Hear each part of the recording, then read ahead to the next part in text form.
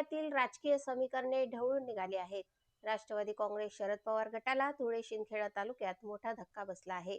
पक्षातील महत्त्वाचे नेते आणि प्रदेश चिटणीस म्हणून काम पाहणारे तसेच जिल्हा परिषदेचे माजी उपाध्यक्ष कामराज निकम यांनी थेट मुंबईत जाऊन उपमुख्यमंत्री अजित पवार यांच्या उपस्थितीत राष्ट्रवादी काँग्रेस अजित पवार गटात जाहीर प्रवेश केला आहे. केवळ एवढेच नव्हे तर त्यांच्यासोबत तालुकाध्यक्ष दीपक जगताप, दूध संघाचे व्हाईस चेअरमन महेंद्र निकम, माजी सभापती अरुण सोनवणे तसेच माजी पंचायत समिती सदस्य डॉक्टर नितीन चौधरी यांनीही समान मुशीत प्रवेश केला आहे. या प्रवेशामुळे शिंदखेडा तालुक्यातील राष्ट्रवादीत शक्ती संतुलन मोठ्या प्रमाणात ढवळू शकतं, अशी चर्चा राजकीय वर्तुळात सुरू झाली आहे. यावेळी माजी मंत्री आमदार अनिल पाटील आणि जिल्हाध्यक्ष सुरेश सोनवणे यांच्यासह अनेक मान्यवर उपस्थित होते.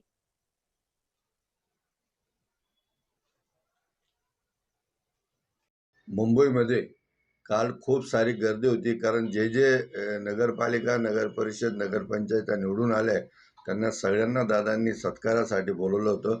परंतु येणाऱ्या 15 दिवसात स्वतः अजितदादा पवार या शिंदखेडा येथे एक मोठी जाहीर सभा घेऊन त्यावेळेस सगळ्या कार्यकर्त्यांचा प्रवेश शिंदखेडा येथे ठेवण्याचे निश्चित केले. काल संध्याकाळी 4 वाजता मुंबई येथे राष्ट्रवादी काँग्रेसच्या प्रदेश कार्यालयामध्ये राष्ट्रवादी काँग्रेस पक्षाचे राष्ट्रीय अध्यक्ष, या राज्याचे उपमुख्यमंत्री माननीय अजितदादा पवार यांच्या नेतृत्वावर विश्वास ठेवून मी काल राष्ट्रवादी काँग्रेस पक्षात अधिकृत प्रवेश केला. ह्या प्रवेशाचं खरं कारण म्हणजे कार्यकर्त्यांचा खूप मोठा आग्रह होता.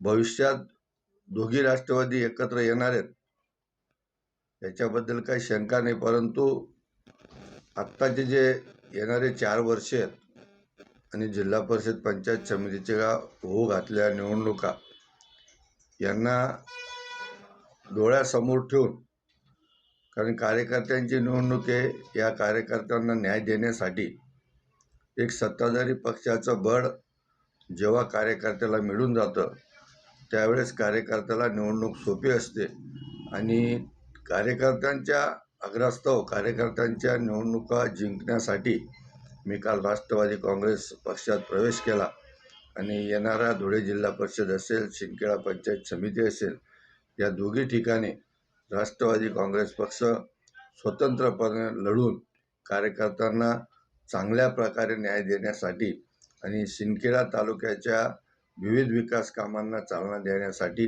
मी काल राष्ट्रवादी काँग्रेस पक्षात प्रवेश केला.